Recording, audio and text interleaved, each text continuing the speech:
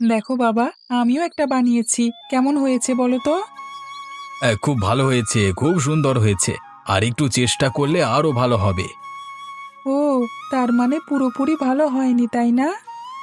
বাবা কি সেটা বলেছে নাকি? বাবা তো বলেছে খুব সুন্দর হয়েছে, আর একটু সুন্দর করে বানাতে বলেছে। আচ্ছা, দেখছি আর একটু ভালো করে বানাতে পারি কিনা।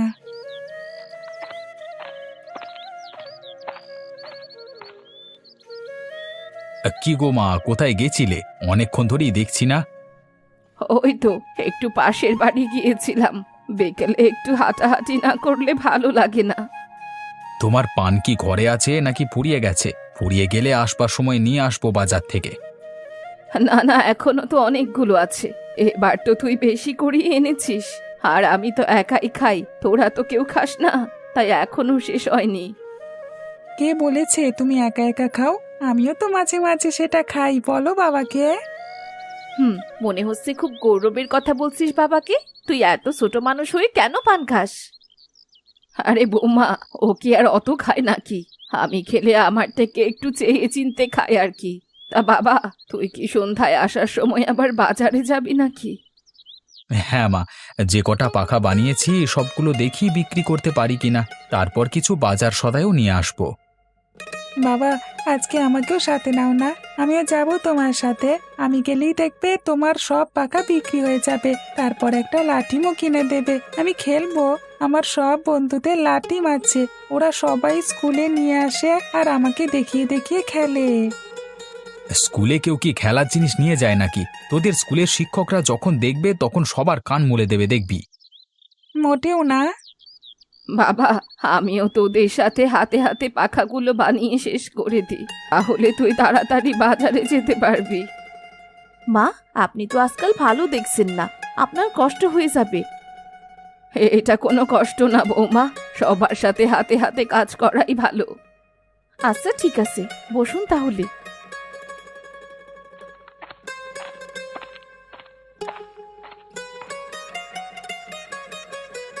কি রে রাজু, আজ খেলতে যাবি না? যেতে তো ইচ্ছে করছে, কিন্তু আজকে যাব না।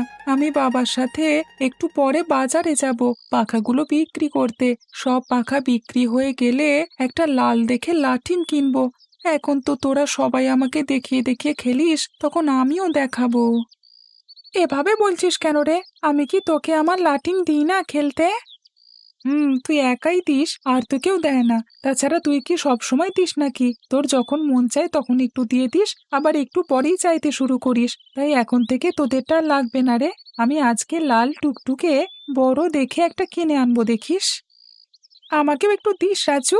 আমি এতদিন তোকে আমার লাঠিম দিয়েছি, এখন তুই আমাকে একটু দিবি না? দেবো, তবে একটু খেলবি, বেশি না, ঠিক আছে? হ্যাঁ, ঠিক আছে। আচ্ছা, তুই এত ঝগড়াটে কবে থেকে হলি রে রাজু? এটা তো একদম ঠিক কথা না। আমাকে ঝগড়া করতে কোথায় দেখলে মা? এতক্ষণ ধরে রনির সাথে যা করেছিস, তা ঝগড়ার থেকে কোনো অংশে কম নাকি রে? না তো কাকিমা, আমরা তো এভাবেই কথা বলছি। আচ্ছা রাজু, আমি এখন যাই, হ্যাঁ? নতুন লাঠিম কিনে আমাদের বাড়িতে যাস। আচ্ছা, ঠিক আছে।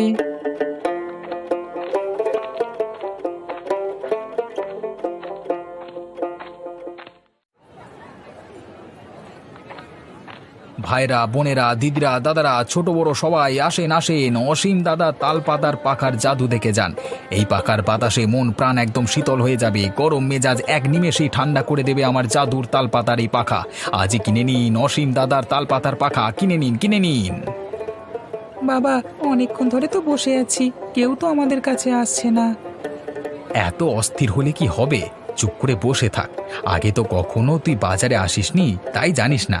যার দরকার হবে সে নিশ্চয়ই আসবে, আর যার দরকার নেই সে অকারণে এসে কি করবে বল দেখি।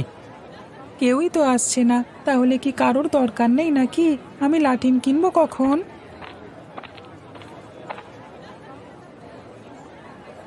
তোমাদের পাখা কত করে? আরে দাদু, আমাদের পাখা হতে যাবে কেন? মানুষের কি পাখা হয় নাকি?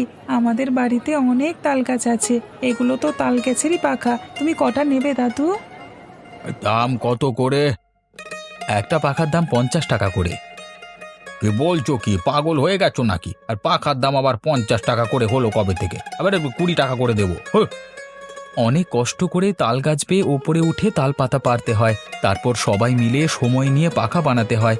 এইসবের কোনো দাম নেই বুঝি। 20 টাকায় দিতে পারলে পারো কিনা দেখো। না না, এই দামে দেওয়া সম্ভব নয়। আচ্ছা যাই তাহলে, তুমি যে দাম চাইছো এ দামে বাপু একটাও বেচতে পারবে কিনা সন্দেহ আছে। না পারলে কি আর করা যাবে, বাড়ি চলে যাব। আচ্ছা তুমি বসে থাকো, দেখি কে কিনতে আসে তোমার কাছে এত দাম দিয়ে। বাবা, বুড়ো দাদু তো দেখি পাখা না নিয়েই চলে গেল। তুমি মনে হয় বেশি দাম চাইছো। 20 টাকা করেই দিয়ে দাও না বাবা, কেউ তো আর কিনতে আসছে না, চারিদিকে অন্ধকার হয়ে যাচ্ছে, রাত হয়ে গেলে সবাই তো বাড়ি চলে যাবে। এত কথা বলিস না, এত কষ্ট করে বানিয়ে এখন বিনা লাভে বিক্রি করে দিলে ভাত খাবি কোথা থেকে? আর লাঠি বা কিনে দেবো কোথা থেকে? হ্যাঁ আচ্ছা তাহলে এখন থেকে আর কথা বলবো না।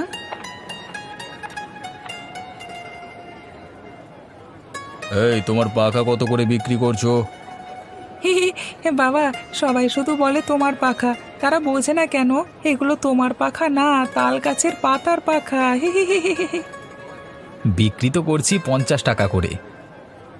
আমরা পাইকারি দামে সবগুলো কিনে অন্য বাজারে বিক্রি করব, তুমি দাম সেভাবেই বলো। আচ্ছা তাহলে 30 টাকা করে দিন। এই নাও টাকা, ভালো করে গুনে বুঝে নাও ঠিক আছে কিনা। হ্যাঁ ঠিক আছে, যদি কিছু মনে না করেন তাহলে কি আমি জানতে পারি আপনারা কোন বাজারে নিয়ে গিয়ে বিক্রি করবেন? কেন, তুমিও কি যাবে নাকি সেখানে? সেটা তো এখান থেকে অনেক দূরে, যাওয়া আসার গাড়ি ভাড়া দিয়ে তোমার লাভ থাকবে কি? আসলে খুচরো বিক্রি করতে হলে পরিশ্রমও বেশি হয়ে যায়, প্রতিদিন অল্প অল্প করে বাজারে নিয়ে আসতে হয়। পাইকারি বাজারে ঠিকানাটা দিলে 2 থেকে 3 বার গেলেই তো হয়ে যাবে মনে হচ্ছে। এই বাজার সতীনাথপুরের কাছাকাছি, প্রতিদিন অনেক লোক আসে সেখানে। আমরা বিভিন্ন বাজার ঘুরে ভালো ভালো জিনিস পাইকারি দামে কিনে নিয়ে ওখানকার খুচরো ব্যবসায়ীদের কাছে বিক্রি করি। আমাদের নিজেদের গাড়ি আছে, তাই লাভ ভালোই থাকে। আপনারা আমার খুব বড় উপকার করলেন, আপনাদেরকে অসংখ্য ধন্যবাদ আমার এত বড় উপকার করবার জন্য।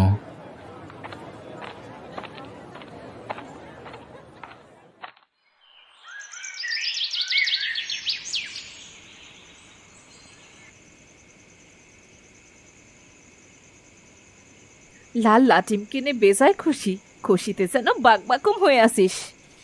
হ্যাঁ অনেক খুশি। শুধু তোমার ছেলে না বৌমা, আমার ছেলেও বেজায় খুশি।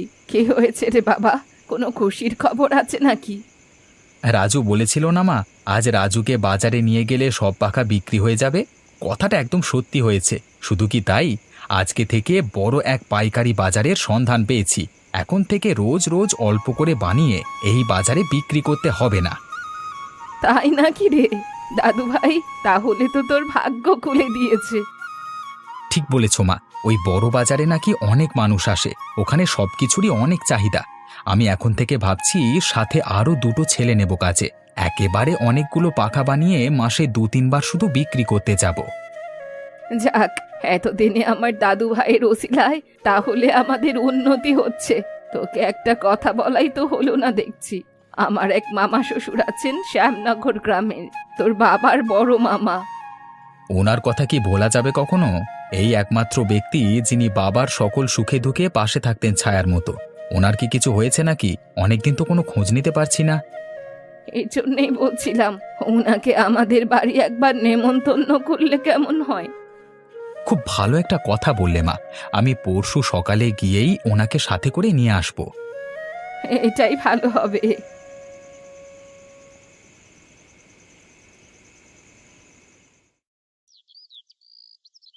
দেখেছিস আমার লাল লাটিমটা খুব সুন্দর হয়েছে না? তা তো হয়েছে, এই জন্যই তো বলছি আমাকে একটু খেলতে দে না রে, তারপর তুই আবার খেলিস। এভাবে করে তো আমিও তোর কাছে চাইতাম, 100 বার চাওয়া পূরণ হলে তারপর তুই আমাকে খেলতে দিতিস। তুই তো এখন মাত্র কয়েকবার চেয়েছিস, আমি এক্ষুনি দিয়ে দেব। তুই কি গুনেছিলিস নাকি যে 100 বার চাওয়ার পরেই আমি দিয়েছি? না গুনলে বললাম কিভাবে? দেখ রাজু, ভালো হবে না বলে দিলাম। এতদিন যখন তোর ছিল না তখন আমি তোকে দিয়েছি, এখন যদি তুই আমাকে না দিস তাহলে কিন্তু খুব খারাপ হয়ে যাবে বলে দিলাম। দিবি না তুই? আমি কি না বলেছি না কি যে দেব না? মাত্র 30 বার হয়েছে, আরো 70 বার চা, তাহলেই দিয়ে দেব। তবে রে, দেখাচ্ছি মজা।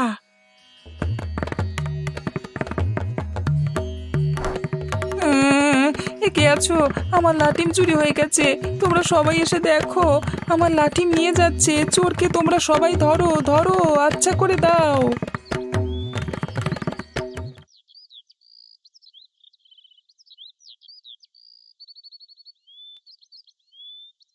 কি রে বাবা, খাবার নিয়ে এভাবে নাড়াচাড়া করছিস কেন?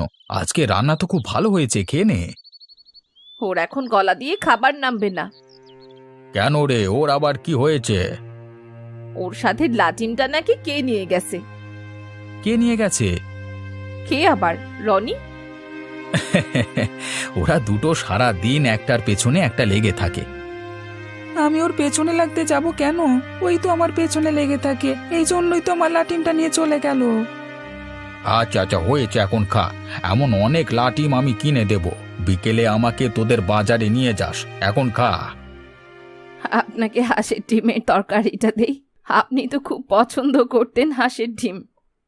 হ্যাঁ হ্যাঁ, দাও একটু। তোমার হাতের এই তরকারিটা মাঝে মাঝে খেতে খুব ইচ্ছে হয়, কিন্তু একা তো আর এখন আসতে পারি না, তাই আর খাওয়া হয় না। সবাই তো এখন যে যার কাজে ব্যস্ত, কাকে আর বলবো। আচ্ছা, অসুবিধে নেই। এখন থেকে প্রতি মাসের 10 তারিখ আমি অসীমকে আপনার বাড়ি পাঠাবো। আপনার খোঁজ খবরও নিয়ে আসবে, আর সাথে আপনি যদি আসতে চান একেবারে ও নিয়ে আসবে।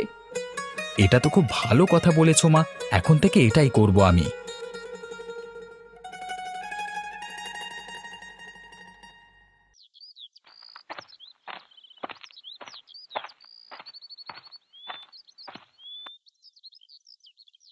কি রে, তুই আবার আসলি কেন? তোকে কি আসতে বলেছে এখানে? চলে যা। তুই কি এখনো আমার উপর রাগ করে আছিস? আমার কি দোষ বল? তুই ওই দিন আমাকে একটু খেলতে দিলি তো হয়ে যেত, তাই না বল? চোরের সাথে আমার কোনো কথা নেই, চলে যা তুই। দেখ, বাজে কথা বলিস না। বললে কি করবি রে তুই? কি করবি? শোন রাজু, আমি কিন্তু আজকে তোর সাথে ঝগড়া করতে আসিনি। কেন এসেছিস তাহলে? আমি তো লাটিমটা ফেরত দিতে এসেছি। ওটা আর আমি নেব না, দেখছিস না আরেকটা লাল লাটিম কিনেছি আমি, ওটা ফেলে দে, লাগবে না আর। নে না রে, আমি তো লাটিমটা নিয়ে গেছি দেখে মা আমাকে অনেক মেরেছে, তাই তোকে ফেরত দিতে এলাম। ভালোই করেছে, মেরেছে, না মারলে ফেরত দিতে আসতিস না বুঝি। আমার মার খাওয়ার কথা শুনে তুই এভাবে হাসছিস কেন? আবার যদি হাসিস তাহলে তোর নতুন লাঠিটাও আমি নিয়ে যাব। এবার আর আমি বাড়ি যাব না, সোজা পানিতে ফেলে দেব, তাহলে মা আর জানবেও না, দেখবেও না, আর আমাকে মারবেও না। এত বড় সাহস তোর? নে দেখি, আমার কাছ থেকে নিতে পারিস কিনা দেখি।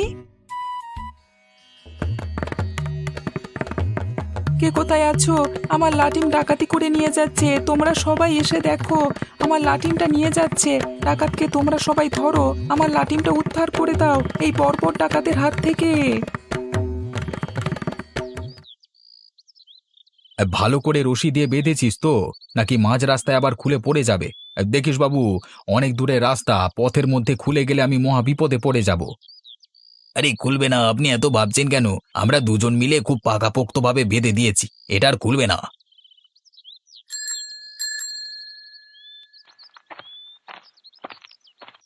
কি রে, এমন ভ্যাঁ ভ্যাঁ করে আবার কাঁদছিস কেন? কার সাথে আবার ঝগড়া করে এলি? তোর তো আবার ঝগড়া না করলে পেটের ভাত ভালো করে হজম হয় না। হ্যাঁ হ্যাঁ, তোমরা তো খালি আমার দোষটাই দেখলে। সবাই যে আমার পায়ে পা দিয়ে ঝগড়া করতে আসে সেটা দেখো না কেন?